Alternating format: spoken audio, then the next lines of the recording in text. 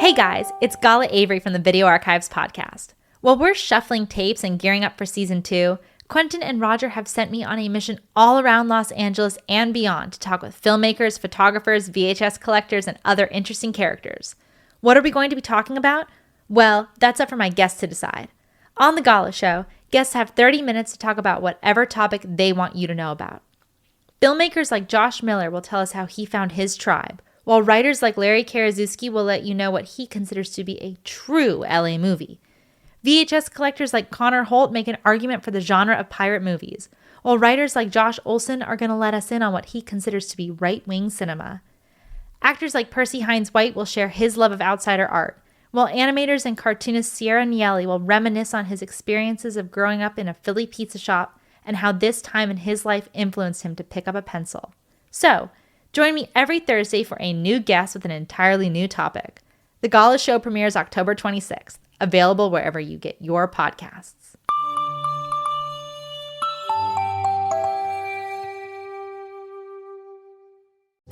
On this episode of the Video Archives podcast, sometimes a man is forced to defend his honor.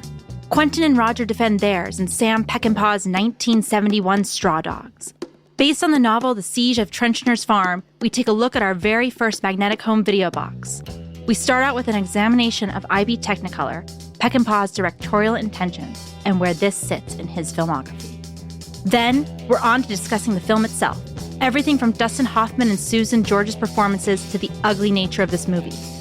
We debate if this film fits in with the Revengeamatic genre, and most importantly, answer a few questions, including who killed the cat. All of this and more on today's episode of the Video Archives podcast. I'm Gala Avery, and joining us now, here's Quentin Tarantino and Roger Avery. Thank you, Gala. Thanks, Gala. Kill the Bakalov? Actually, before we get started, believe me, don't worry, guys. We're not going to get into a bunch of, how was your weekend? Mine was weekend. Did you get COVID? No, I didn't get COVID. We're not going to do that shit. But usually when we do an episode and we leave, Gala usually says some shit that stays in my head, and I wish I had confronted her on the time. Uh-oh. And then, 6 days later, I'm still thinking about it. And so it's still in my mind now. So this is dealing with old business from last week's episode about Little Darlings. Oh, okay. Oh. Just one thing. I thought it was a little bit of a cheap shot, all right, after me and Roger had talked about Little Darlings, and go, okay, well, now that the 50-year-old men have talked about it, let the young lady in her 20s talk about this. The only reason I think it's a cheap shot is because that movie was made for us when it came out. We were the exact age of the characters in the movie. It wasn't made for you. It was made for us. I'll agree with that in part because it was made for you because I wasn't born yet. Yes. But I feel like there were girls probably in the 80s that were going to go see that movie and that connected with it on the level that I did. Oh, I'm not disagreeing with it. It was just a cheap shot since I'm sorry, Quentin. I'm the exact same age as Tatum O'Neal. I'm sorry, Quentin, if you felt like it was a cheap shot. But I'm just going to say, I think a lot of people would write off, maybe not everyone listening, but people might write off your guys' opinions because... I know, and they're assholes, all right? I agree. Yes, I agree. There's a whole lot of people who will do that, and I think they're assholes. However... And I don't think they should write off your opinions. I didn't say you did. There's something... I'm just let you know. Because listening to you guys talk about it was important because I didn't know that, this was a movie that guys went to go see, teenage boys. I understand now after, you guys talking about, the draw of Tatum O'Neal and Christy McNichol, but, I didn't understand that when I just, cold walked in. I was thinking, this is, a movie for girls. Well, I'm sure that was where they were coming from, when they made it, but I would guess 60% of everybody in my fucking junior high saw it. I absolutely think so. But I think there's another point to be made here, and that's that as we are literally different people as we travel through our lives, roughly every 7 years, you're literally a different person at the cellular level. Okay, we're now returning back to we return you to the Moonraker podcast. Already in progress. But It's true that you can watch a movie as a young person and have one kind of experience with that film and see one thing and have it speak to you a certain way. No. And then when you're 50, obviously, be able to watch the movie and have a completely unique and different experience from that original experience. And you can hate a movie and then come to love a movie and vice versa. Well, I'm sorry, Quentin. It's not a sorry. I know. No, actually, no. You know what it is? Because I don't want to be one of those assholes that discounts your guys' opinions just because you guys are based on age. You don't want to be an ageist. You were just being comically snarky. I was. You were being an ageist. Not even comically, so I was just being snarky. Okay.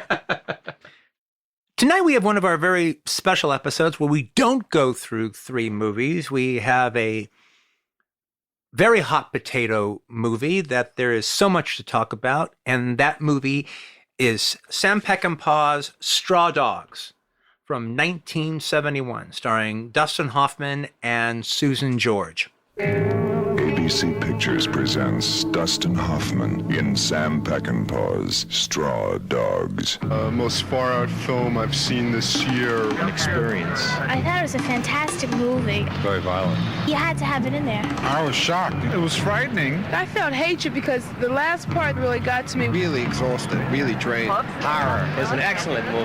That made me feel sort of sad. Oh, I just dig violence in movies. Frightening. It's the kind of film that builds until you practically double over in your seat. Totally devastating. Dustin Hoffman has outdone himself. He really outdid himself. The culmination of all the roles he's played. I couldn't believe that Hoffman could ever play a role like that. He just totally stepped out of his element. Sam Peckinpah, who uncaged the Wild Bunch, now unleashes Dustin Hoffman in Straw Dogs. Rated R. Under 17, not admitted without parent.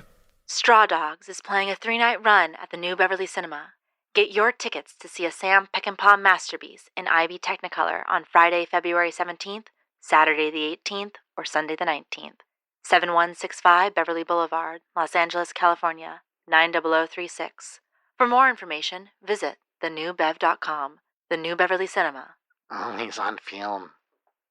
The box is beautiful. It's a magnetic video box. It's white. It's got that fantastic poster, the Straw Dogs poster with his broken glasses and black and white on the front, a bunch of stills on the back.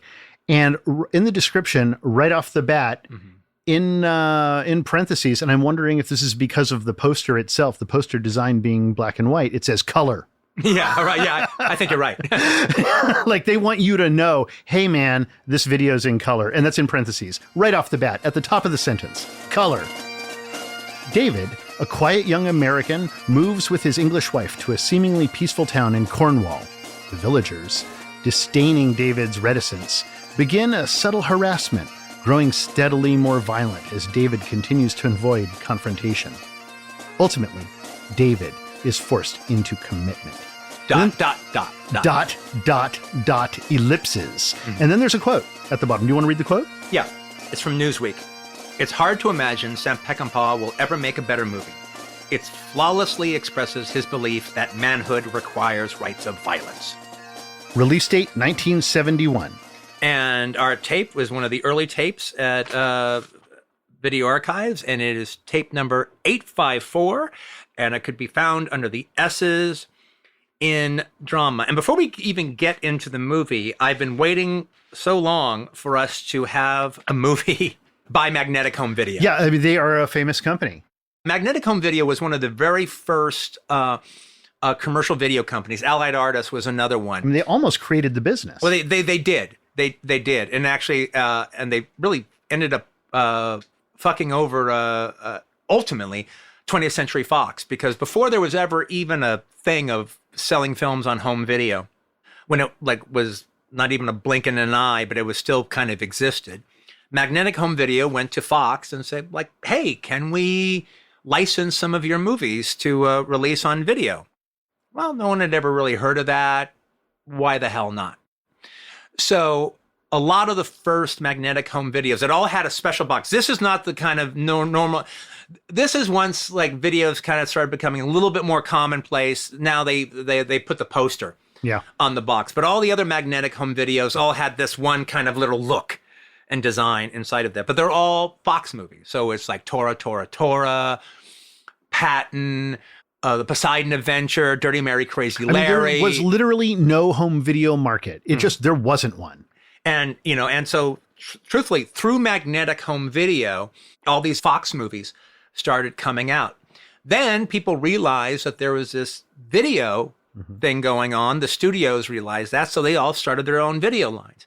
Paramount Home Video, Warner's Home Video. Fox couldn't, because they had to deal with magnetic home video. Yeah, their entire catalog was tied up. Yeah. So so when the boom hit, so the it big took video them boom. so long to get into the business, and that's one of the reasons why when Fox did open up their line, they made a deal with CBS. Yeah. That's why it's CBS Fox. Every magnetic video always started the same way, with this like da-da, da-da, da-da. Through special arrangement with Cinerama Releasing, Magnetic Home Video is proud to offer you this exciting entertainment on home video cassette. Da-da, da-da, da-da. And they had that fabulous kind of Chiron Yeah. effect, 3D Chiron effect. And so it was just music to our ears. Like magnetic video, magnetic video, magnetic video. It was just music to our ears to put it on and listen to it. But the other thing that's so great about this particular tape, there was all kinds of releasing companies that were like Miramax or were like New Line along the way. All right, Cinerama Releasing was one. National General Pictures was one. Yeah, little companies cranking out movies, catalogs of films. City Cinema, all right, was CBS's film distribution line. But what's happened, especially in the last 15, 20 years, is these companies go out of business, and then one of the studios usually ends up buying the library and absorbing it. Consolidation. Orion for a while bought the AIP library, and then whoever bought Orion got the AIP library. Yeah. But what will happen is, okay, so if it's Warner Brothers, say, who bought Orion, and so that now they also get, that's not the right lineage, but now they also get the AIP films. When you get it on DVD or you get it on Blu-ray, it's Warner Brothers. Warner Brothers presents. And they'll even go out of their way to slice off the studio logo that starts at the front of it. They won't go into the movie and where it says American International Presents, but that shot of the blue sky that you see for AIP and then like the little A. They'll cut that out. Yeah, they'll cut that out and put a Warner Brother logo on. Yeah, I've known there. lots of producers who insist on having the score of the movie lap the presentation credits, that their credit can't, foreign distribution producers that do that. So that you can't cut out their logo. So I can guarantee you on the Criterion Straw Dogs, you're not going to see the ABC Pictures International logo, which has beautiful logo. The black ABC ball with ABC, and then the ball turns into the Earth. Yeah, and then kind of rolls off to the side into like a strip of film or something that's unspooling out of the earth. So fucking cool. Yeah, it's really cool. It's so fucking cool. And just forget about it. If you saw it at the theaters, it would actually have started off with the Cinerama logo, which was really cool, and then go into the ABC logo. Well, it was super cool too, because these are all done on an optical printer. They're not, done with any kind of computer graphics. And so at least that logo. Yeah. And then also, and so it has all that kind of Xanadu kind of feeling. No, I actually think that world was a model. Oh yeah, the Earth was a model. The Earth is a model. That's what I'm saying. It's not. It's not computer graphics. It's not computer graphics. It's all practical. I love that logo, art. man. It's art and an artist making it. One of the things that I read online about our show that is my favorite comment. It's a dig at me, but I liked it a lot. I thought it was very funny. It's like, okay, as if the Quentin Tarantino everything must be 35 millimeter film wasn't obnoxious enough. Now the Quentin Tarantino everything must be VHS is even worse. Yeah. It's a contradiction. You're confusing us. I think it's like, it's insufferable either way. All right. But this is even more insufferable. Yeah. All right. Or even less defensible, I think, is from where they're coming from. But this tape of Straw Dogs is a perfect example of why this is such a wonderful format for this film. And I watched within the last 2 years, 3 years ago, I watched the Criterion Blu-ray of it. And it's really nice.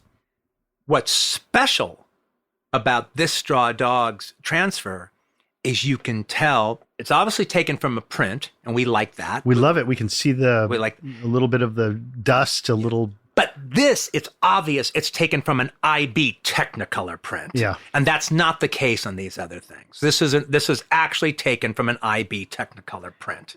Why don't you tell the audience what IB Technicolor is, Quentin? What IB Technicolor is, it's a process that literally does not exist anymore. And for reasons I've never understand, can't be brought back. And I don't understand that. I've tried, Roland Emmerich tried, we can't do it. So what an IB Technicolor print is, it's shot on Technicolor film, but the print itself is made with these extremely, extremely vivid, colorful dyes in it. And these dyes do not fade, unlike Eastman color. Eastman color will fade, and then you get red prints, or things start turning, or they start fading, or they just go red. IB Technicolor prints, they can shrink, they can warp, they can do all that, but they don't fade. Those colors are there to last. They're there to stay. The last movie to be shot releasing with IB Technicolor prints, I do believe, was Godfather Part 2. So into the 70s, they were still doing. Yeah, and in fact, Technicolor took on a very brown look throughout the 70s. Yeah. You could see movies like Being There and Harold and Maude, I believe, were also shot in. I don't think Being There is after. Well, yeah, maybe it was just Harold and Maude. Harold and Maude makes sense. Because it has that kind of chocolatey feeling, which a lot of by the way, is perfect for Straw Dogs, which takes place in Cornwall. Now, my understanding of Technicolor, and correct me if I'm wrong, it's just 3 strips of film. One is shooting red, one is shooting green, and one is shooting blue. So you have an RGB palette. Yeah. They're all shooting black and white film. Yeah, that's the film that's being recorded in the camera. And then they have this technology which basically takes all of those, and then the registration of getting all 3 of those to align perfectly, because you understand you're shooting 3 separate images and then converging them together. And the reason it doesn't fade is because you're shooting black and white film. Yeah. And one is only shooting the red, one is only shooting the blue, and one is only shooting the green. And then you have to register them together perfectly so that there's no phasing, between them. They have to be perfectly aligned. And what this comes down to is machining and tooling, which is no longer done in Hollywood. And the IB aspect of it is actually just the printing of the print, and that they just use these great dyes that just do not fade. What got replaced when IB Technicolor left is a new thing that was not as perfect as IB Technicolor, but LLP. Right. And if you get a print in LLP, then it's a lot less likely that it will fade, even though it could still fade. Yeah. The most colorful one I have is one of the most colorful movies ever made, as I have an IB Technicolor 35 millimeter print of The Yellow Submarine. Oh, wow. Well, that's a movie that would benefit from... It's fucking amazing. It's like, it's a trip unto it. That movie already is a trip unto itself, but that is truly a trip unto itself. Now, getting into Straw Dogs. So let me just, I'll start it off. Sam Peckinpah is, as you might imagine, is one of my favorite directors. He's one of my favorite personalities. Nevertheless, at the end of the day, as much as I love Sam Peckinpah, I really only love 4 movies. I think the 2 masterpieces he made are The Wild Bunch and Straw Dogs. And the other 2 movies that I really, really love, even though I wouldn't call them masterpieces, but I really love, are the next 2, which is Junior Bonner and The Getaway. And after that, I really, really, really, really like Pat Garrett and Billy the Kid. But to me, it's like a series of set pieces. And some set pieces you like more than others. However, the set pieces that I like the capturing of Billy by James Coburn, it's Pat Garrett, as that Bob Dylan, la la la la la la la la la la la la la la la la la la. That scene, and then the scene when Billy gets out of the jail and then takes over the town. Those scenes are as good as any scenes he's ever done. They're just absolutely fantastic. But all the other ones, I don't really care for that much. I'm not really a big fan of Ride the High Country. I think Cross of Iron is overrated. I'm not really that big of a fan of them. They're okay, all right? But it's all about those four. But those four I love so much that he still is one of my favorite directors. But to me, this is one of his masterpieces. Now, I had just seen it about 3 years earlier when I watched the Criterion version. I had a screening of it with a bunch of my wife and a bunch of our friends, and we watched it, and it was fantastic. Watching it with a whole audience of people who had never seen it before, and they were all really caught up in it, and it was very, very exciting.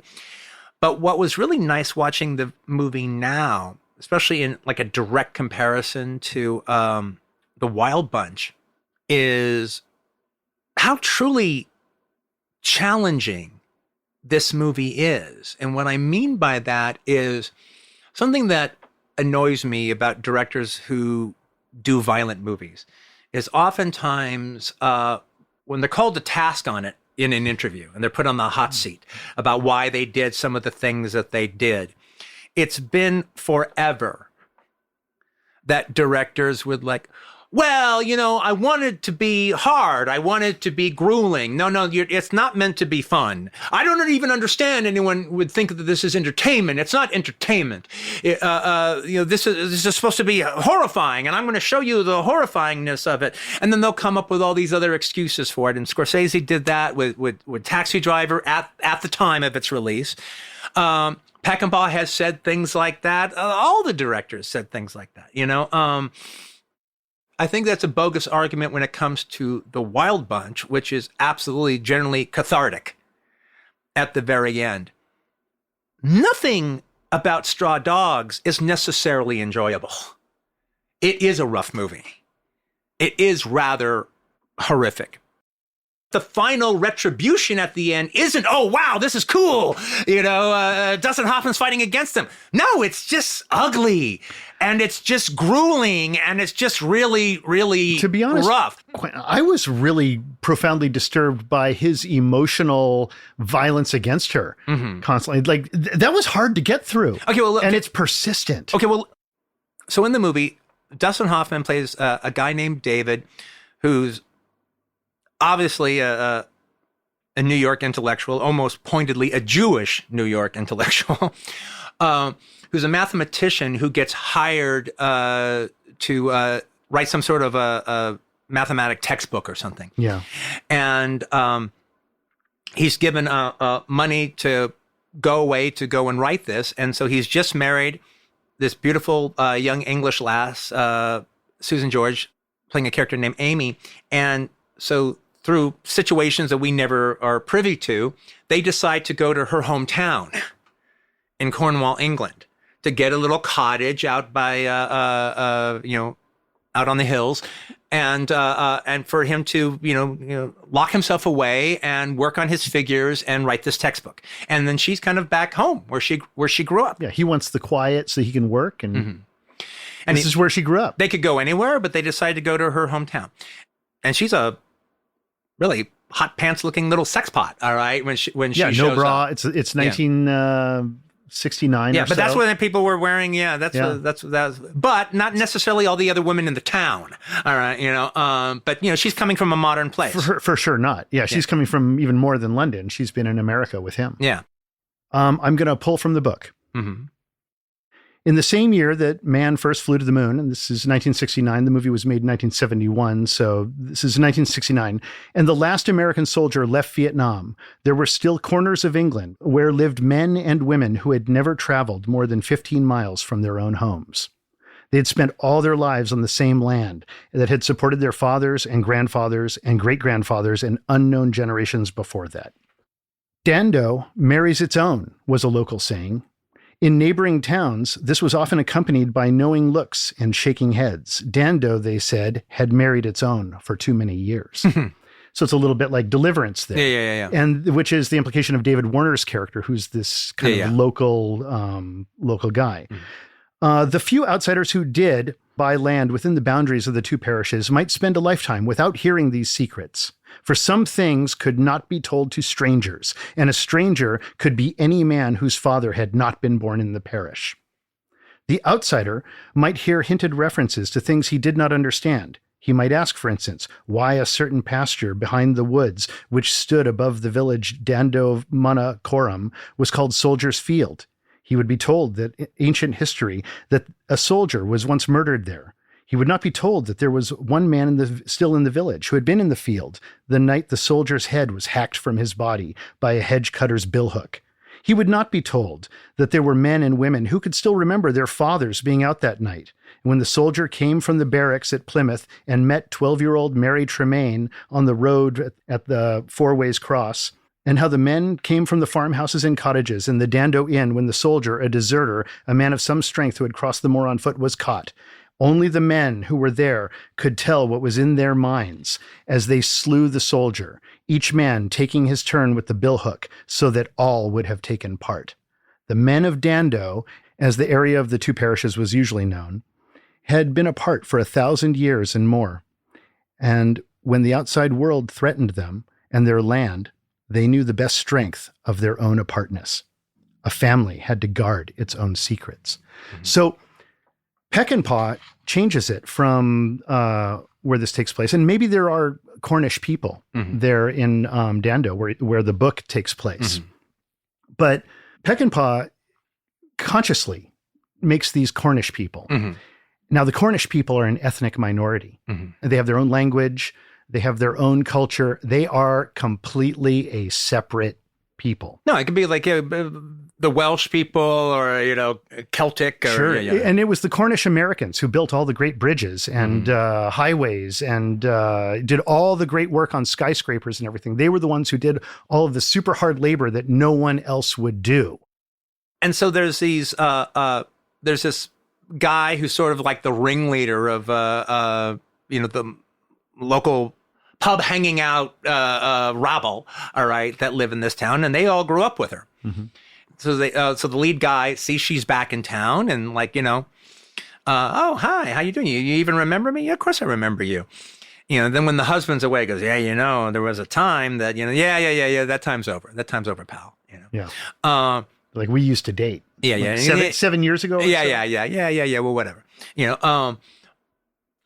But the thing is, they're the local guys in town, and they're the bricklayers. They're the people that build houses, that build garages, that build walls, that go and dig wells.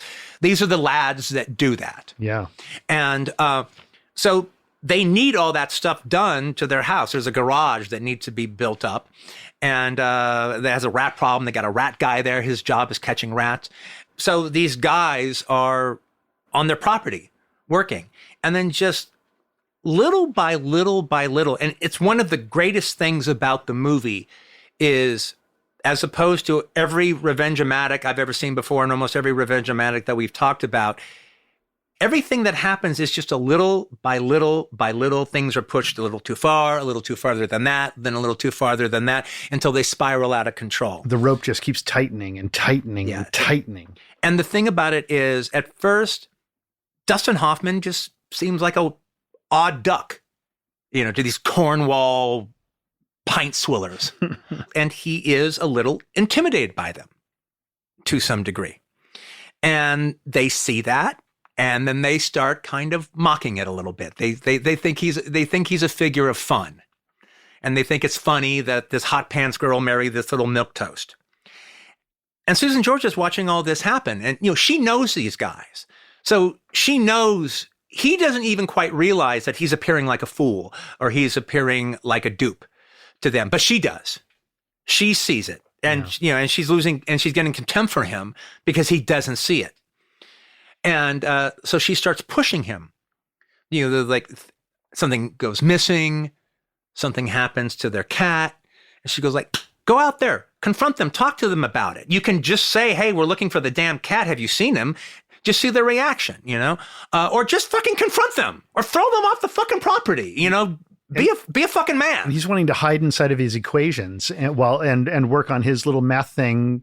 And he's non-confronting anybody. And by the way, I think at this point in the movie, Amy's 100% right. I mean, if you can't respect your man in your house to protect her and protect your house and your property, then how can you have any respect for him at all? It was an amazing pivoting point too. Yeah. Because she starts off the movie being a little brash and, kind of bothering him and annoying. She's almost playing it like a little girl, like a 9-year-old or something, bothering him while he's trying to do his work. Well, and it can be annoying. And then suddenly there comes a point where it pivots. You're right. God, you're right. I haven't talked about that. And that was the exact moment that you were at in the story. Yeah, you're right. Because there is this aspect that she's acting like a petulant child. Yeah, and for sure him. that Peckinpah insisted on Susan George, and apparently Dustin Hoffman was sort of like, no, she's too young. It's like going to be like Lolita. They'd even talked about Haley Mills at one point. He's like, no, it's too young. And Peckinpah was like, no, it's Susan George. It's Susan George. And he couldn't be more right. Yeah. Susan George is so magnificent. He was absolutely going after that slightly... As good as Dustin Hoffman is in this movie, he's no Susan George. She's a pugnacious child in the first part of the movie. In the first part of the film. But then he becomes the intimidated little boy. And now she's the woman who's saying, hey, be a man. Yeah, stand up. Stand up. This is our house. Yeah. What's going on here? You're going to let them do that and look at me like that and behave like that? Yeah, make snickering remarks when I walk by and talk about my ass as I walk by, and talk about my tits. Well, then put on a bra. Oh, I got to put on a bra in my fucking house because of the fucking scumbags, all right, that are fixing our roof. And after that argument, she goes upstairs, takes her top off to prepare for a bath with the window open so they can all see her. Yes. Well, she's also playing a game.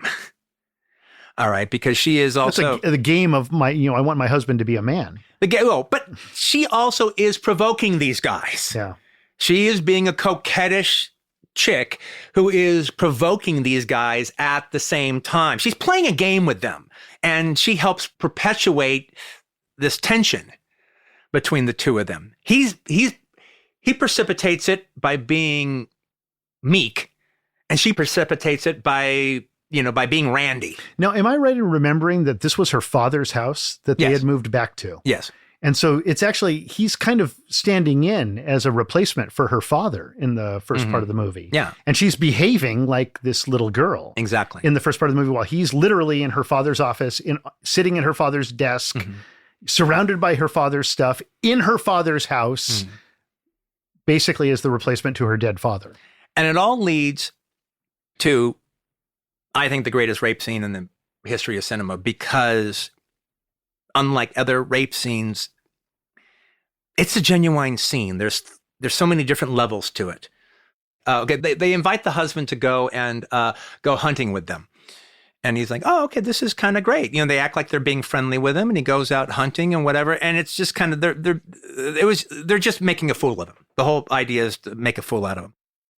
While all of the rest of them are gone, the guy she knows shows up at the house and starts, becoming threatening to her, starts coming on to her. And she's like, whoa, what's going on here? Get the fuck out. No. This is not going to happen. Now, come on. There used to be a time you'd beg me for it, and if you think about how old she is in the movie and that they basically dated about 7 years she's been away. Yeah. She was that young girl, Janice Hodden. Yeah. Basically at that time, she was the young, the too young. Yeah, the too young. Yeah, too young to be touched. No, that's flirtatious with everybody in town. No, if her and that guy had sex, they had sex when she was 15 or correct. Something. Yeah, or even younger. He forces himself on her. She fights for a while, but then Peckinpah does the thing that makes the scene great, but put him under the crosshairs of anybody who want to take a shot at him, is the fact that at a certain point, it becomes lovemaking. At a certain point, she's enjoying the domination. At a certain point, she's enjoying being taken against her will. Because the guy is sexy, she actually did know him, and she's disgusted with her husband. So she's being dominated in a sexual way, and she gives over to it. Yeah. And if that were just it, that would be it. It would be a rape that turned into a seduction and then an affair, an affairish episode. But what happens, and the guy who first came over was actually not part of this. one of the half-wit guys that's in their group obviously has an obsession with the Susan George character, and he shows up. Yeah, and I believe he's the brother, right? Yeah, of the Janice, the young girl in town. That later becomes he's like the creepy brother and the son of the local. I don't know what bricklaying. That guy, the guy who's the ringleader, the ultimate ringleader of the troublemakers. The troublemaking, the father ring. Yeah, exactly. Yeah. And the thing, and then he brings in a shotgun and he tells the guy, "You're not going to stop me." And then he rapes her. Now she wasn't asking for any of it, but whatever she felt with the other guy, she doesn't feel for this guy. Yeah. Now she's actually raped by two guys. Yeah. What makes the scene challenging, but also I would say what makes it art, is the response Peckinpah is drawing from the audience. Because it's unmistakably a rape. We're talking just about the first guy. It's unmistakably a rape for the first 3/4 of it. But then it turns. It turns in the last quarter. And in the last quarter, it starts becoming sexy. And one of the things that's really just great and challenging and provoking to an audience, which I believe an audience should be challenged and should be provoked, is how you feel about that. Now, most audience members, even though they might feel that, will claim that they did not feel that. And they're fucking lying, most of them. Yeah. All right. And he's done a wonderful job so you can understand her character. Nothing is obscure about why these people are doing what they're doing. But almost, like the whole thing that we talked about with Freebie and the Bean. Yeah, maybe you do kind of enjoy it a little bit, but then you feel terrible for enjoying it, and then you deny that you did. It's not like an erotic sex scene. It is the give and take. It's the back and forth. It's a battle. For sure. That they have. And we are with that battle every blow. And as it changes and as it turns to this and that, I mean, it's just fascinating. I did a little poll of the reviews of the film at the time and just kind of pulled out some of the buzzwords that people were using. Eroticizing rape, misogynistic sadism, male chauvinism, ambiguity, fascist celebration of violence. I mean, these were all like things that were being put into reviews. Roger Ebert gave the film 2 out of 4 stars, calling it, quote, a major disappointment.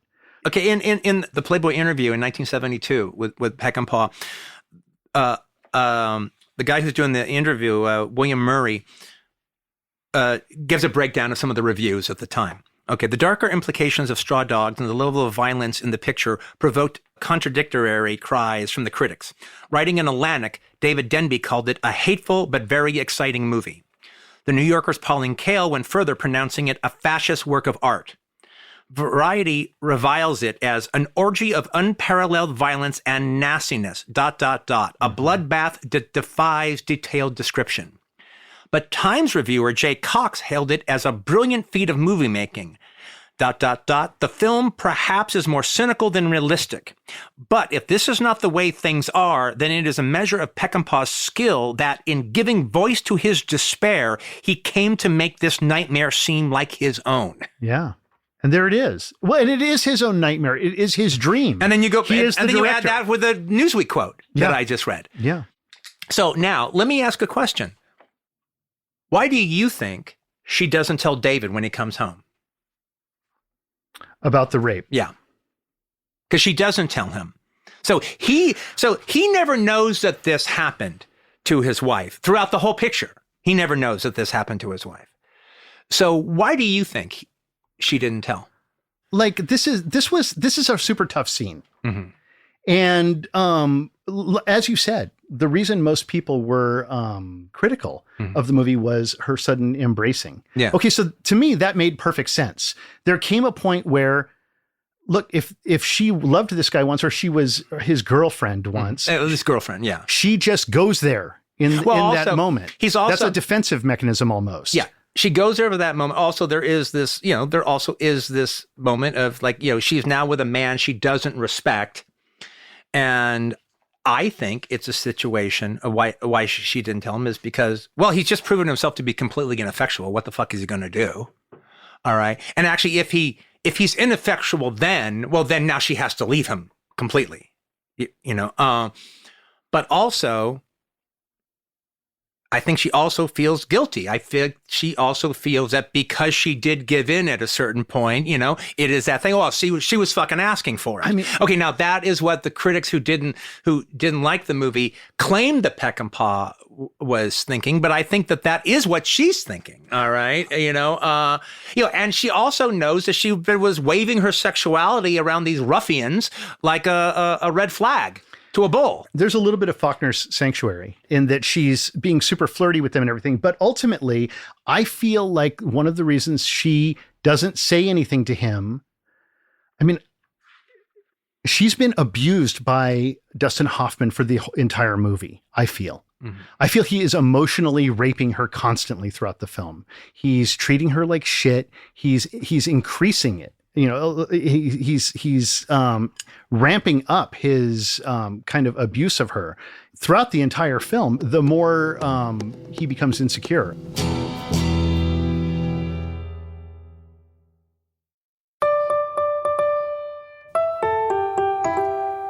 Have you ever wondered what the lead singer of Smash Mouth, Zach Goody, feels about new versus old guys in music and cinema? Or how photographer Toasty Cakes makes his cinematic discoveries? What about the opinion of Rotten Tomatoes editor Jacqueline Coley and what she considers to be the new Hollywood shift of the streaming era? Join me, reporter on the beat Gala Avery, as I get to the bottom of these very questions.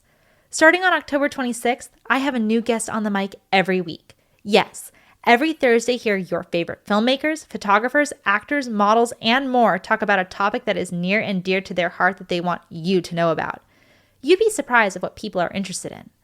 The Gala show premieres October 26th with new episodes every Thursday, available wherever you get your podcasts.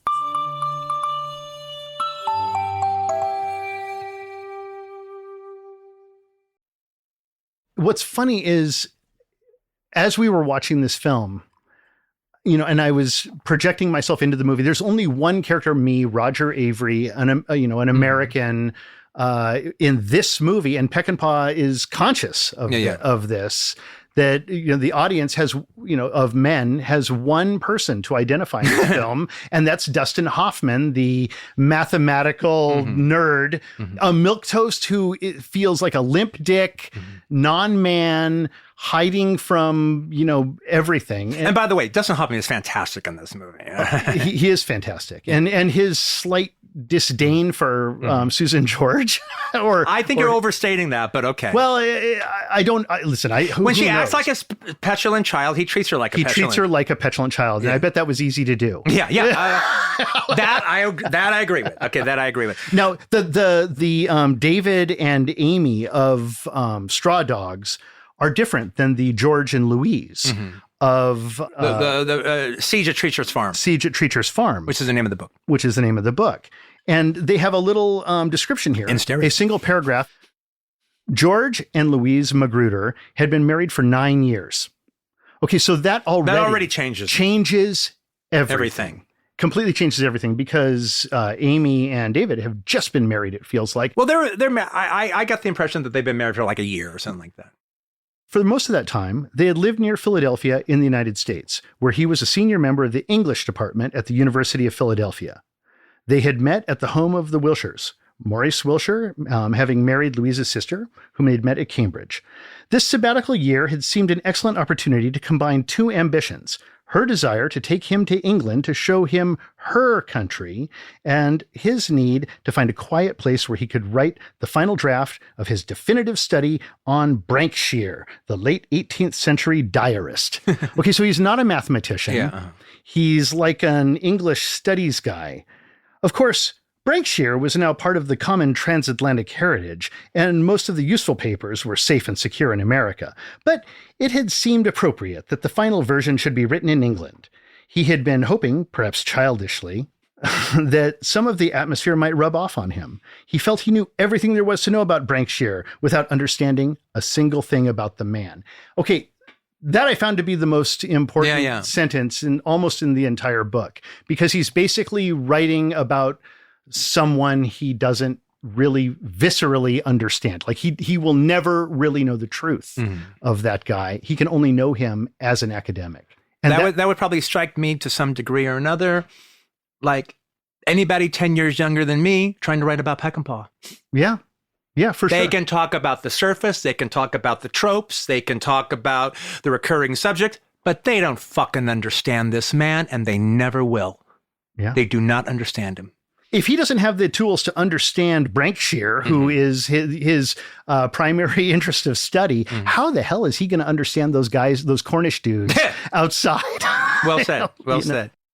Well, one of the things about the rape in the movie that I think is absolutely fascinating is it's not played as just horror, nor is it played as an incident that happens and then now must be dealt with as now an incident that affects the plot.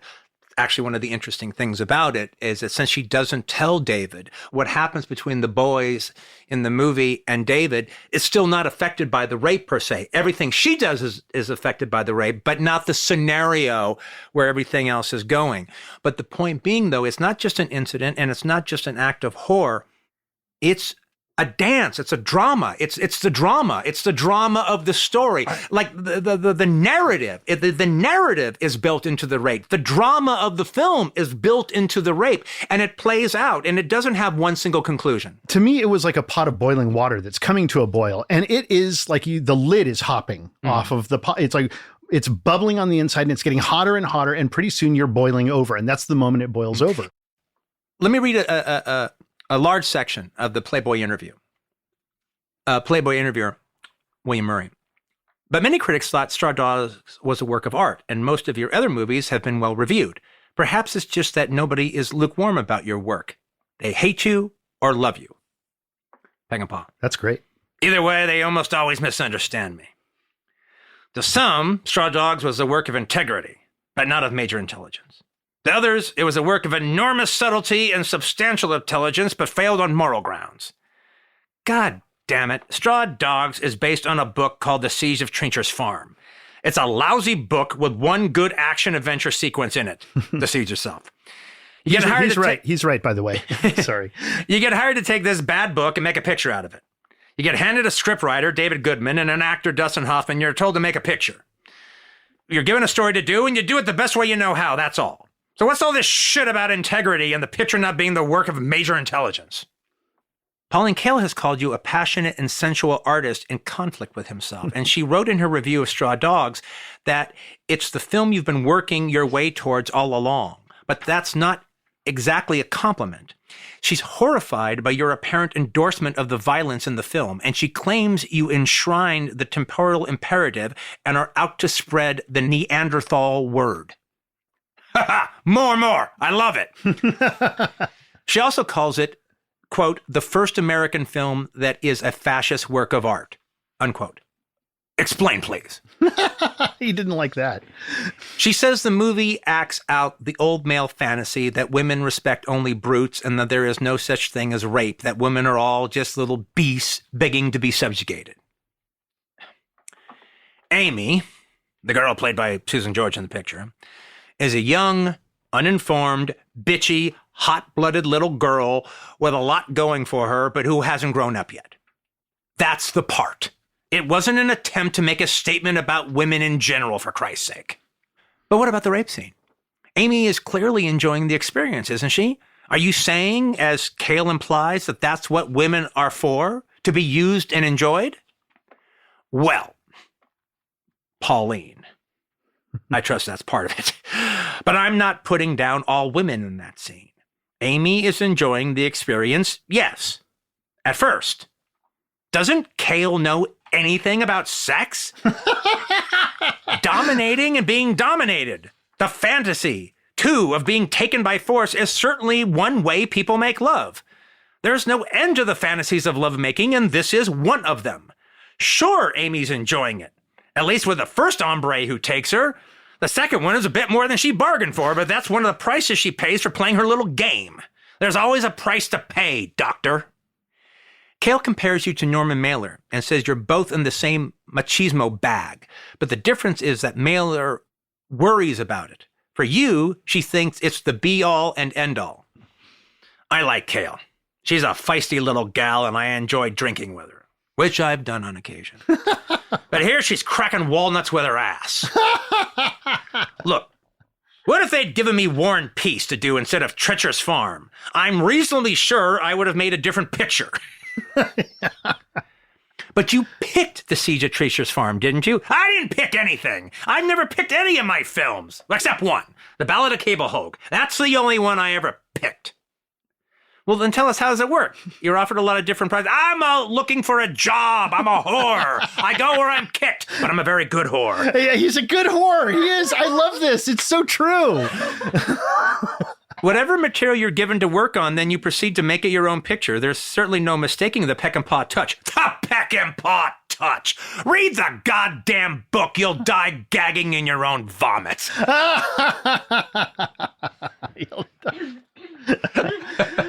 Well, I did, and I don't know if it's. I don't think it's not.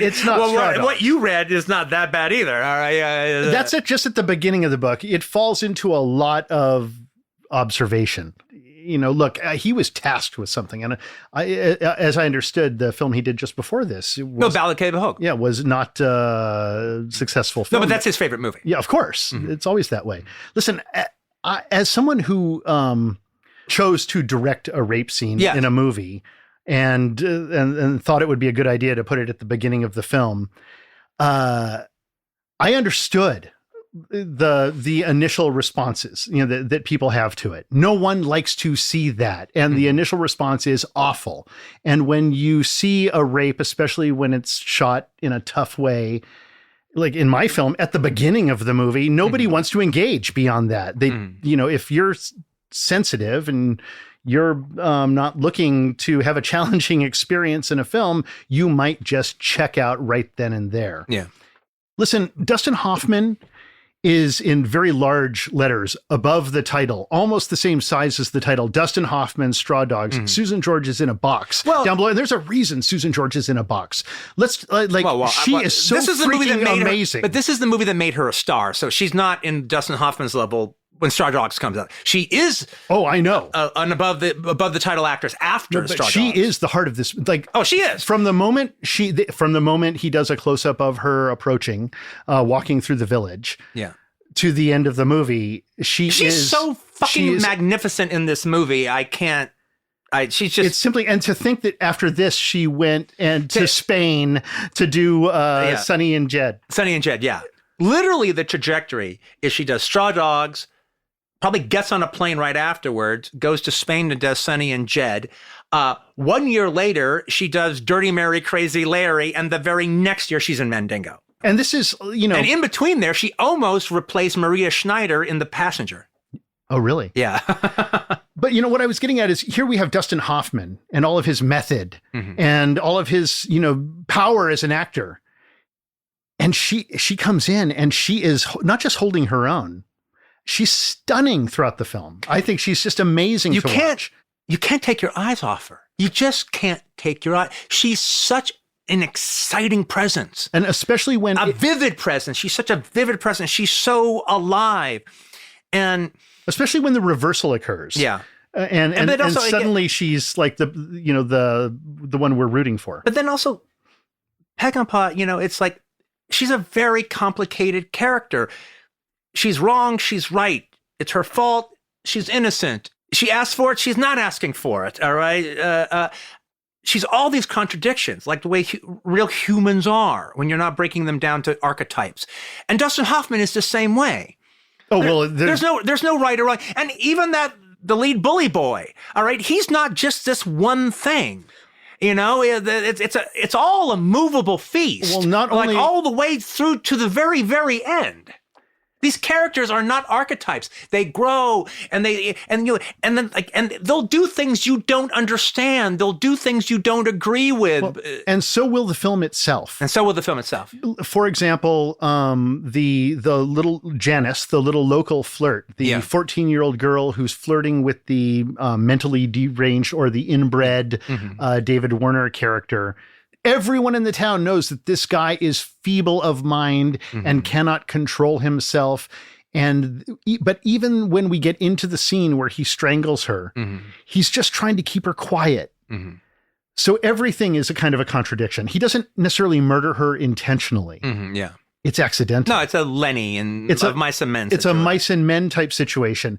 And so, suddenly now the movie has Dustin Hoffman's character and presumably us, because that's the character I'm asked to project myself into, protecting that guy who is basically a child murderer. But even to make my point, when it comes to that 14-year-old girl, she's wearing short skirts and she's wiggling her ass to get the attention of the boys and everything. But you also feel that there is a genuine her reaching out to this feeble-minded village idiot. She actually has compassion for him. Yeah. Will you walk me home? Yeah, she's actually reaching out to him. She's the one, she's not marginalizing him the way the rest of the village does. That is true. However, Tom, her father, and Bobby, her brother, are constantly telling her, don't go near that guy. And even that guy's father is being told, I think it's his father, keep your son away from my, I mean, there is a very clear village thing going on there that is meant to be respected. And it shows how I don't know if any modern people that live in a big metropolis now can even understand these characters that have lived in a village their entire life.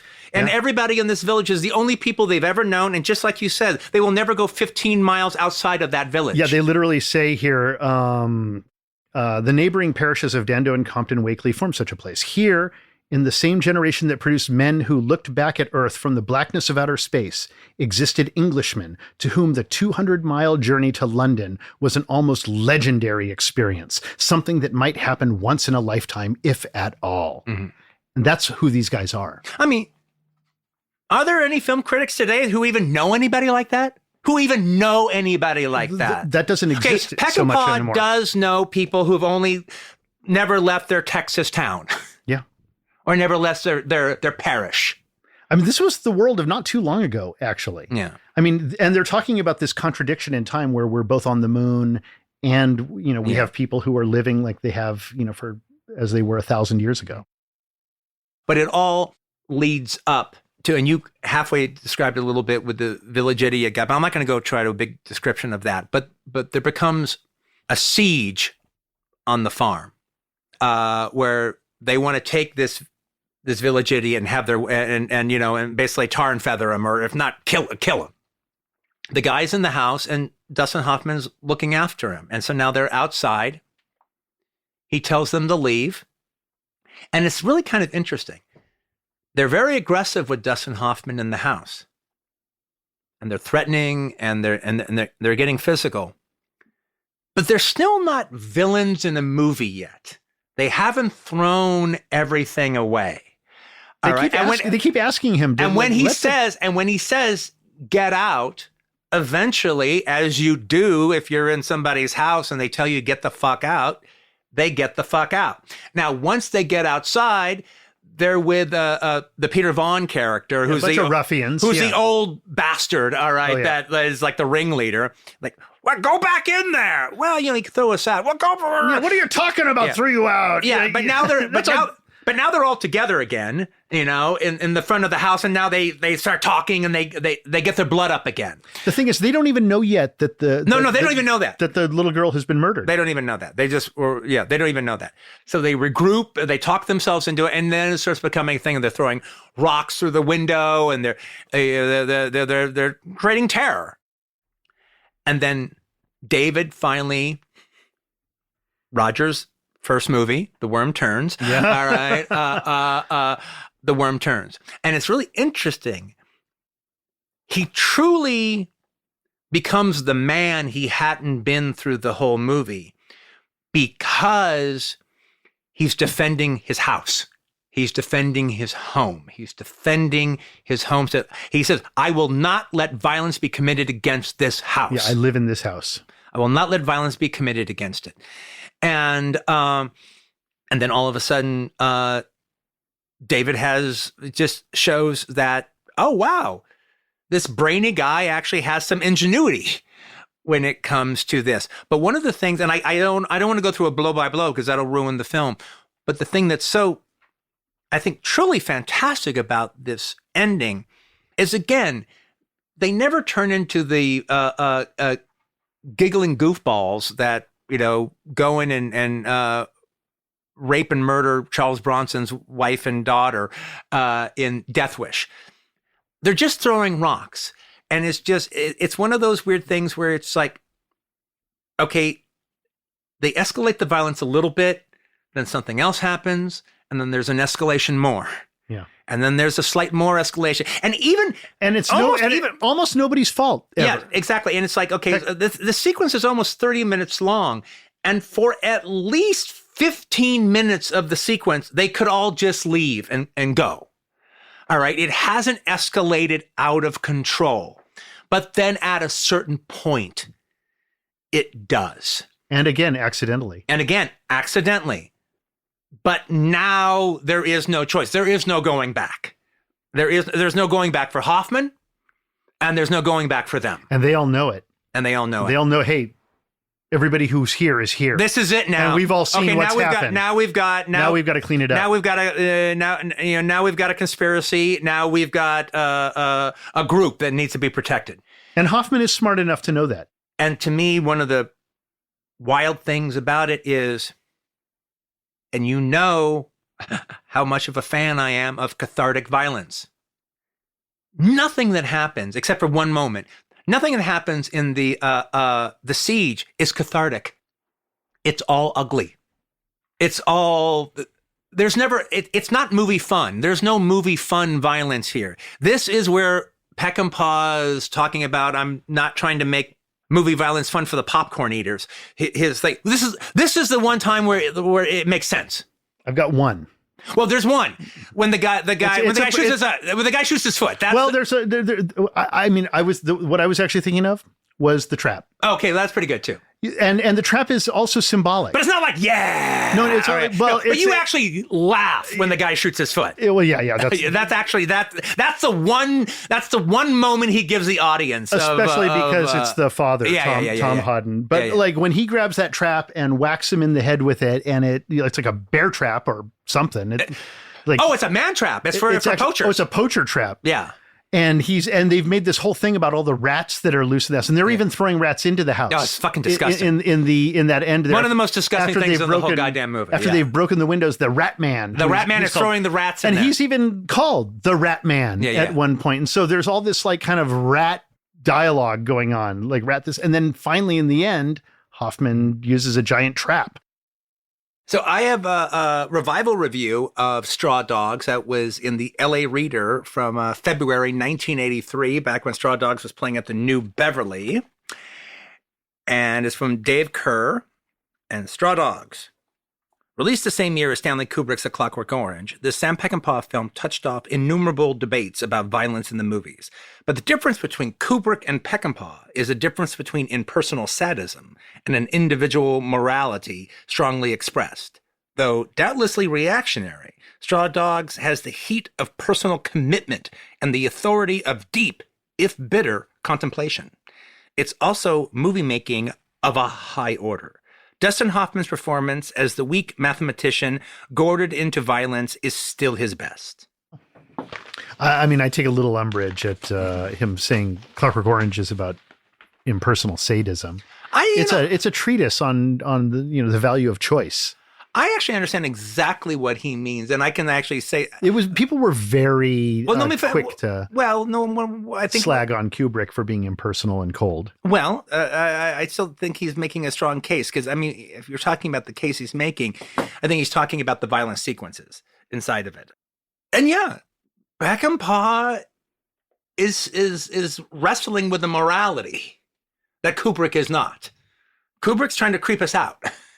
And then he has a larger political allegory attached at the end of it. But that's really kind of highfalutin, and I'm not saying anything's bad about it. I like Clockwork Orange. No, I know. I just think it's less. He does make a political allegory. He does talk about the politics of it, but what he's really talking about is what it means to be able to have choice. But it suggests that it's not personal. It's a high-flown thesis on the subject of personal choice.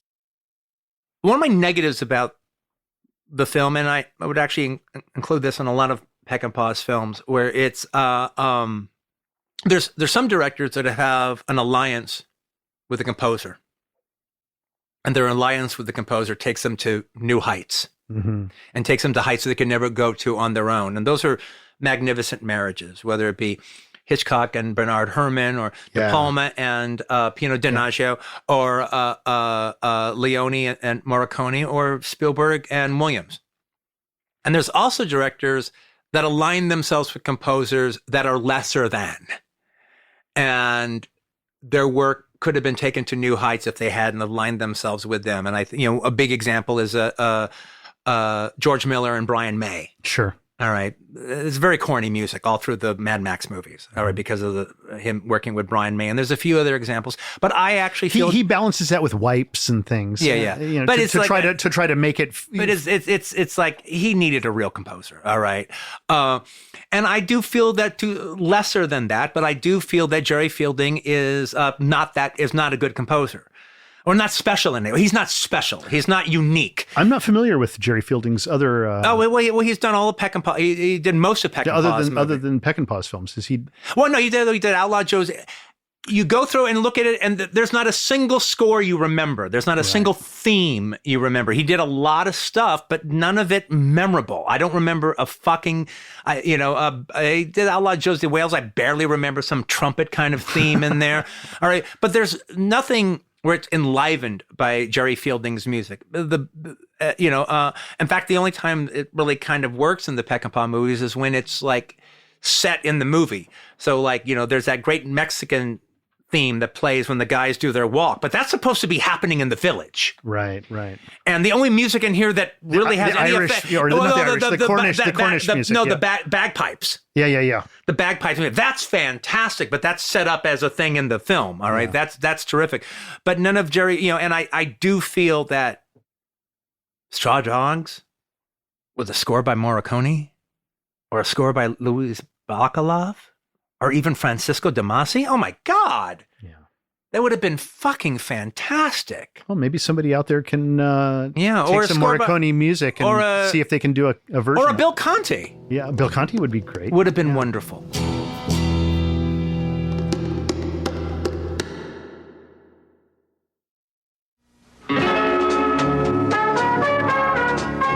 By special arrangement with ABC Video Enterprises, Magnetic Video Corporation is proud to offer the following major motion picture on video cassette.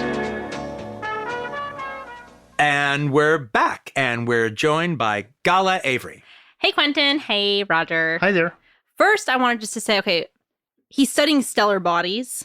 He's a mathematician, but he's studying stellar bodies. I can't really figure out the galactic math. I can't really figure out what galactic math. I've never heard that expression before. He's trying to figure out the densities of the insides of stars. But you know what though? That is exactly what they're talking about here. In 1969, when the first man goes to the moon, he's the man on the moon, and these are all the Cornish people that have never left their village. Yeah, they've never. Yeah, so they've it's never gone he's to the London. Astronaut, but.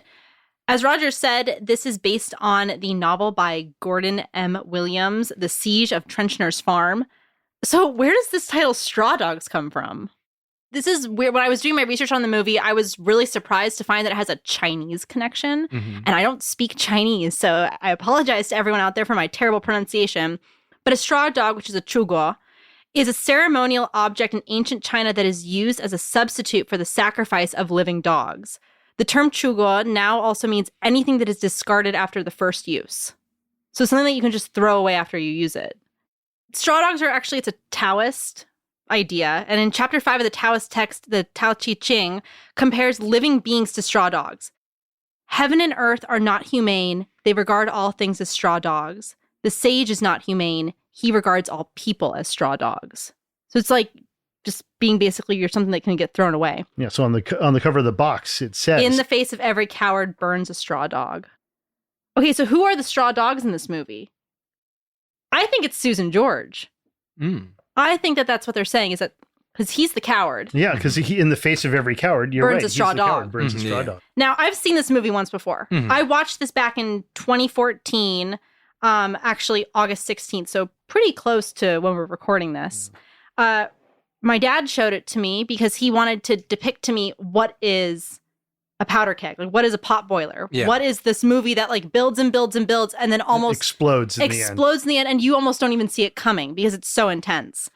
Well, it's like you're a frog boiling, and then suddenly by the end, the frog is boiled. Yeah, and when I was younger, that was like the worst. No, I liked it. That was funny. Frog doesn't know it's getting boiled until the end. Yeah, and when I was younger, like that is exactly what I saw this movie as. Like I didn't see it coming on my first viewing, like because you're kind of just taken away. Now, my thoughts have changed a little bit being older. And part of that is like my anger at the synopsis of the film online. Yeah. Now, this magnetic home video box does not have this issue that I have with the online description. Because the online description states that a shockingly violent side of him is revealed by her rape. No, it's not the case at all. That's not not the case at all. At and all. I get really upset with that online description because if you read that and then you watch the movie, your brain is like programmed to think, oh, he's taking revenge for for Amy's rape. Definitely not a revenge for a rape movie. It's That's like definitely written by not. somebody who probably didn't see the movie and just imagined the movie. Yeah, just imagine it. So thank you to this VHS box. This is why VHS is king, because we have a description that does not lead you astray and does not brainwash you into thinking that something is one way when it's not. Okay, I think this movie is undeniably really good. I don't think, like, if people don't like it, I agree with Peckinpah. They misunderstand him. They don't get it. And I think that Susan George and Dustin Hoffman are really good in this movie. But I can't stand Dustin Hoffman's character whatsoever. Yeah. And I think that's why he's so good, is because he makes me hate him. Well, it's why it was so frustrating for me, because this is the one avenue I have into the movie. This is my character, and this is who I'm meant to identify with. And oh my God, he's such a dick. He's a great character, but I have nothing but contempt for him. Of course. Yeah, well, I mean, and kudos to Dustin Hoffman for embracing that and rolling with it. Absolutely. So you can't imagine anybody playing this role but Dustin. No, also exactly. he had the power to make this movie happen. Also, Yeah. In that description online, they say that it's a shockingly violent side of him. I actually don't think it's so shockingly violent in the end when you look at the breadcrumbs. And Roger mentioned it before, where he is like really abusive towards his wife throughout the movie. And in my opinion, it was super at least, troubling for me as I was watching it. Yeah, It was... and watching it as an adult now, I'm seeing it. I'm thinking, geez, like, first, he's really violent towards this cat that they have. Yeah, and we're cat people. We like. I'm a cat person. I love my cat. My cat brain. Although Quentin laughed out loud when. I secretly enjoy it whenever like a character is mean to a cat in a movie. Well, you must have been loving it because Dustin Hoffman's character is so mean to this cat. First, he threatens to kill the cat if it goes in his study. Then what does Susan George go do immediately after? She goes in his study and she changes the minus to a plus. She is that cat that's going in his study and futzing everything up. When Susan George isn't hungry, he's like throwing tomatoes and stuff and he hits the cat. And I know it's totally not on purpose. Quentin was laughing out loud. And it actually is a really funny moment. I'm sorry that cat. He actually nailed that cat. He nailed that cat. He nailed that cat. Yeah. But that's like him taking his aggression out on Susan George. Absolutely. Oh, and she is like a cat. She even says the men have practically been licking her. And he responds, "Did you compliment them on their taste? Why don't you wear a bra? You shouldn't go around without one and expect them not to stare." And she's like begging him, like, please, like, help me. Like, they are like, and maybe in one way he's right, like, because she has a fantastic body and stuff, and maybe men just stare. I disagree with that for the sense, like, it's 1971, all right? That was the context of the time. In the last 2 years, all women, maybe not everybody all the other women in this town. Well, let's talk about, there's like 2 women for like every 40 men. It's there's no women in this the town. only other girl in the town who's even remotely like this is who she used to be, which is that little Janice girl. Yeah. I mean, in well, the like village. it would be easy for like somebody then or now criticizing the movie. Well, he starts the movie off with a shot of Susan George's nipples piercing through her sweater as she walks down, and then he widens out and like, oh my God, that's the male gaze showing. Part of the reason he's doing that is he's showing this modern aspect walking through this 3,000-year-old village. Yeah. There's an aspect of it. This is like swinging London is walking through. It's not the male gaze. It's everyone's gaze. Yeah. Exactly. This Cornish fucking town where, like you said, people haven't changed their ways in 1,000 years. And people haven't gone 15 miles outside of that town. They've never been to London. Yeah. So when the cat is strangled, because as a cat lover, don't kill the cat. It's so effective, and I'm glad that Sam Peckinpah goes there because this whole movie goes there. Like nothing is enjoyable, as you guys said earlier. But he doesn't stop her from looking. He doesn't say like, "Don't open the closet door." No, and it makes me wonder. He does. He insinuates, "Don't open the door." But he doesn't stop her. He doesn't stop her. I think like if my cat got strangled, he becomes completely ineffectual in any way whatsoever. Yeah. He just immediately he walks over into a corner practically and sits down and he's unable to speak as if he's like if that happened to me, no, honey, then I would explain to her what's in there. You don't want to see it. Yeah, you don't want to look at that. And he doesn't stop her from looking. And then when she finally sees it and she screams and she says that she tries to say the men that like have been like leering at her did it because they're proving that they can get into the bedroom, and he, quote, doesn't believe it. Okay, I think Dustin Hoffman totally killed that cat. I've thought about who killed the cat. I've gone back and forth on it because I actually never even contemplated that. There's one moment where the rat man says, it's good to have rats around. Like more rats, the more I work. It's sort of like he's laughing about it. Sort of like, as long as there's rats, I've got a job. And so the cat is basically killing his livelihood. Okay, wait a minute. No, but there's nothing I love more than subtextual readings that don't have to do with anything that the scriptwriter was paying attention to. Dustin Hoffman's reaction when he sees the cat in the room, he didn't put it there. Okay, but here, my one piece of evidence that he it is might a wild have, it is an effective reaction. I think it is an effective reaction. But my one piece of evidence that maybe not that he did it, but that Amy thinks that he did it. No, but that could be because when no, she doesn't think he did. No, because when Amy tells him, go out there and confront them about the cat, and then he doesn't confront them about the cat, and she brings the beer and she brings the bowl of milk. And then on his blackboard, she writes, "Did I catch you off guard?" Because she's trying to catch him off guard in that moment. That you killed the cat, and I'm trying to see if you were the one that did it. Because he doesn't catch them off guard, and they're not really off guard by the milk. Well, like a lot of things in this movie, one of the criticisms of the movie is that it's ambiguous. And to me, that's the strength. I love it. To me, that's the strength of the movie. Absolutely the strength. In fact, I'm not sure I finished my thought before when I was saying, eroticizing rape, misogynistic sadism, male chauvinism, ambiguity, fascist celebration of violence. I mean, except for fascist celebration of violence, I almost agree with all of those, and that they were intentional. Yeah. That the rape has an erotic side to it, that everything has a flip side to it, that he's showing this kind of, people are living as if they're 1,000 years in the past and there's people on the moon. We're in a contradictory time. And everything about the film seems to be contradictory like that. Okay, let's talk about the rape really quick because you guys went over it. I just think it's extremely effective because of the editing, and we have Roger Spottiswoode to thank for that. Yeah, that's right. The director of Tomorrow Never Dies. Yes, yeah. And amongst many other things. I'm gonna pick it. That's the one you use to describe Roger Spottiswoode. You know why? Gala actually, I'm on a Bond kick right. I'm on a she Bond likes kick Tomorrow right now. Never Dies.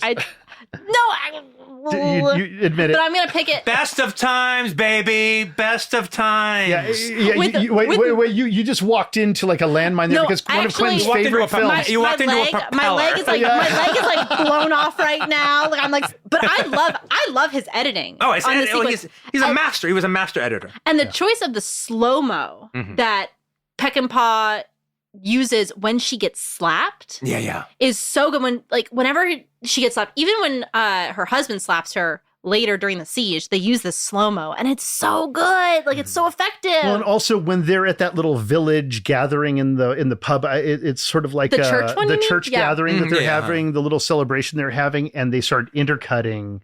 Oh, the intercutting is so good. And they start creating this whole village celebration, rape anxiety, being in public around people.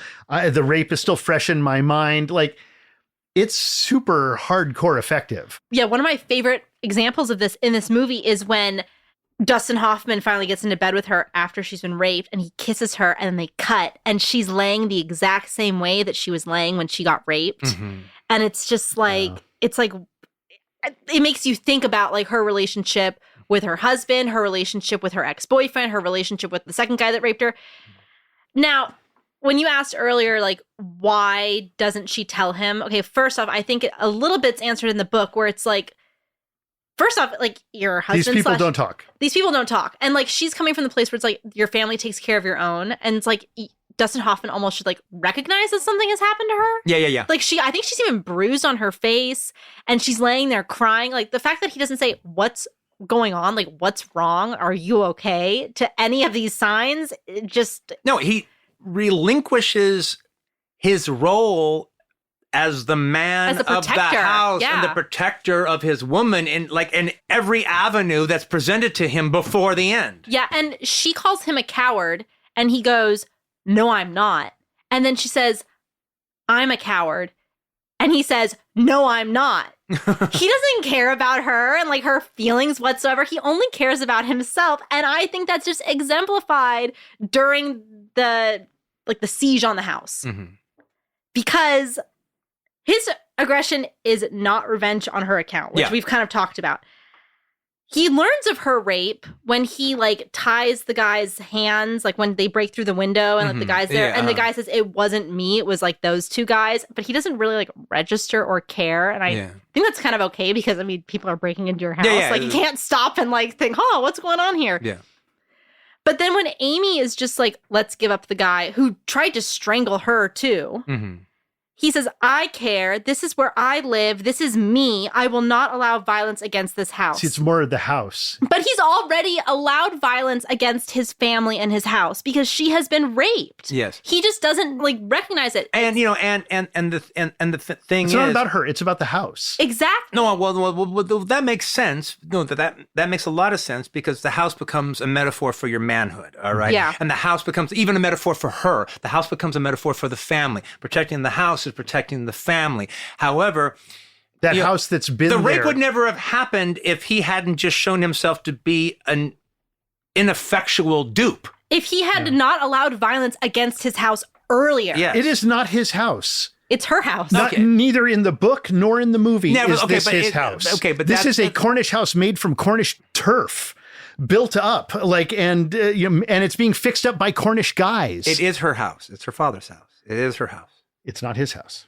But by being the man in the house, it becomes the house. It should. The thing is, it should be. It should. Like, and if he's her husband, it is his house. But he has failed already because violence has already been enacted upon his house. Okay, and one of the things that's so great about this discussion is one of the things that it just highlights, compared to all these other kind of vigilante revenge, this type of thing. All right, this type of movie that I like. I love them. Even the bad ones. Yeah. I kind of like them. They're still fun. They're fun. But this movie illustrates how black and white they all are. And this movie is almost problematic because it's not black and white enough. It's in shades of IB Technicolor. Absolutely. I mean, there's not a clear read or bead on any character in this movie. And that's why it's so good. It's why it's a work of art. That's also why it's art. And that's also why it's rewatchable. Yes. Why I can rewatch this movie years later and have a different opinion or see something different is because it's in shades of gray. And as far as I'm concerned, if this movie is a steak, even us right now, we've chewed it 3 or 4 times and then we spit it out. All right. We haven't even really chewed what this movie really has to offer. The kind of analysis that's required for this kind of film, because this movie, the book may just be a less than adequate book that he made great. Yeah. You know, by bringing himself this needs to it. like 12 pages of dense analysis on paper to truly do it It's any a whole kind of thesis. justice. I mean, this movie is the great literature that the book kind of wishes it was. Yeah. I mean, I feel like I'm reading something in an English, 101 class, and everything has depth and nothing is clear. And that ambiguity that people were complaining about when the movie came out is the great strength of the film, and it's why it persists. Okay, when you brought up the rat catcher guy, one of my favorite lines in the entire movie is when he throws the rat into the house during the siege, and he says, "I don't just kill them, I breed them too." And he's like, because he's releasing the rats into the city so that he has a job. So he has a job, I love that line because like, I don't just kill them, I breed them too. And he's like throwing them in. He's the rat man. And then lastly, one of the weirdest parts of the movie, because we're talking about all this ambiguity, and like Quentin and Roger talked about when she's being raped, and then like 3/4 of the way through, she kind of succumbs. During the siege on the house, one of the guys, like not the village nitwit, but one of the many men, goes up there and tries to rape her again. And I'm not sure if it's like the guy that... No, it's the guy with the shotgun. Yeah, so it's that guy. Okay, so he tries to rape her again. And who goes up there and blows him away but her rapist ex-boyfriend? It's not Dustin Hoffman that goes up there and pushes the guy off and like stops it from happening. It's her ex-boyfriend. Well, he didn't bring that guy along, and he was under the same, he was facing the same double barrels of the shotgun that she was. Yeah. When he deals himself into this card hand. Yeah. But I just think that's like, even in the end, when Dustin Hoffman's like all macho, like, I'm going to defend this house, I will not allow violence on this house, he's like still allowing violence on her. And it's the ex-boyfriend. Well, and Peckinpah's also still giving us a kind of, a moment of ambiguity in that suddenly this guy is doing something that we want as an audience. And then he has the guy who's getting shot basically ask for it. Like he knows what he's done is wrong. Like there's all sorts of moral questions being presented constantly throughout the film. As much as these bully boy scumbags are bully boy scumbags, they're not a one-note movie motorcycle gang. Yeah. All right. That just shows up as they're just villains. They're the local guys. They're the local guys. And it all spiraled just way, way, way, way, way out of control. Yeah. So I love Straw Dogs. I think it's a great movie. I think there's so much to talk about it. As Quentin said, we've only chewed it up a little bit and scratched the surface, but there's so much you can go into. I think it's just great. I bought my copy. It is a magnetic home video. Also, apparently it's a first release. This movie has been edited like through time, like because it came out in 1971, same year as Clockwork Orange. And both movies featured heavy editing because of the violence, I believe. Well, no, Clockwork Orange was rated X because they didn't edit. In the case of Clockwork Orange, he just pulled the movie at a certain point. But so apparently this is the first release. I'm not sure. I think it's the exact same one that Quentin has. My videotape actually comes from Killeen Video at 413 East Rancier in Killeen, Texas, 76541. There is a $1 charge if tape is not rewound. Did you guys do that at Video Archives? No, it looks like your tape is stopped halfway through. Yeah, this person's going to get a $1. This person actually, I wonder where they stopped. I mean, that's one of the great things about VHS is that... it's one of the things that we always would do is when I take one of the Video Archives tapes and I know I haven't seen it, all right, since I got the collection and I see it stop somewhere along the line, oh, wow, this is where the customer watched it up till this point, and then they stopped. Oh, so what's that point? Where did they stop? Where did they stop? And this tape is A707 because Killeen Video put it in the action section. You know what? It has stickers on it that say action. Yeah, it's in the action section. The action section. A707. I guess it was a big renter in the action section there. Well, if anyone rented this tape from Killeen Video, they should let us know. In Texas, this is an action film. Yeah, it is an action.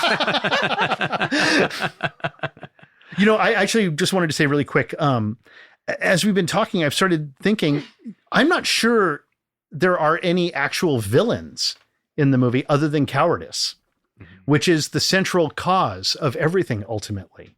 It's just not being a man and not standing up to people and not being direct with people and not being straight with them. I think the malevolent idiot who shows up with a double barrel shotgun and even though it's explained that, he's simple-minded a little bit, and he has this obsession. He has this sexual obsession. with Susan George.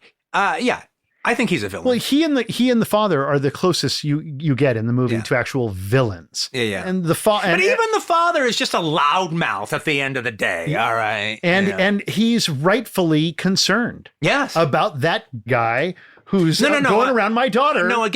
He's rightfully concerned. That's what Peckinpah is doing. Ambiguity that Dustin Hoffman is almost fighting these ruffians to almost avenge his wife for the rape that happened to her at their hands, but he doesn't know about the rape.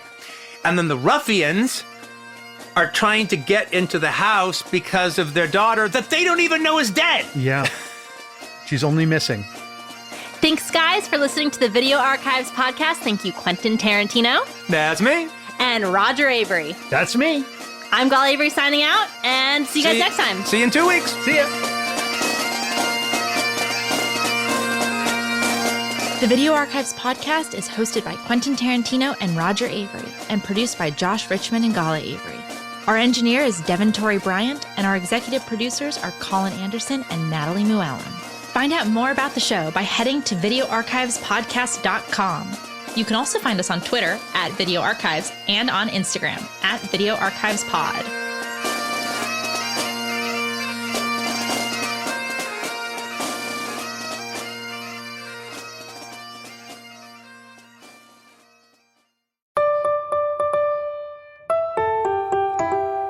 Have you ever wanted to hear Mick Garris discuss the differences between original source material and the movies they become? Or Joe Russo's favorite gateways into horror? What about author Max Brooks and how he thinks that Minecraft will literally save humanity? Join me, reporter on the beat Gala Avery, as I get to the bottom of these topics on my new show, The Gala Show. In this weekly podcast, guests from Los Angeles and beyond have 30 minutes on the clock to bring whatever topic they want to the mic. So, tune in every Thursday for a new guest with an entirely new topic. The first episode drops October 26th, available wherever you get your podcasts.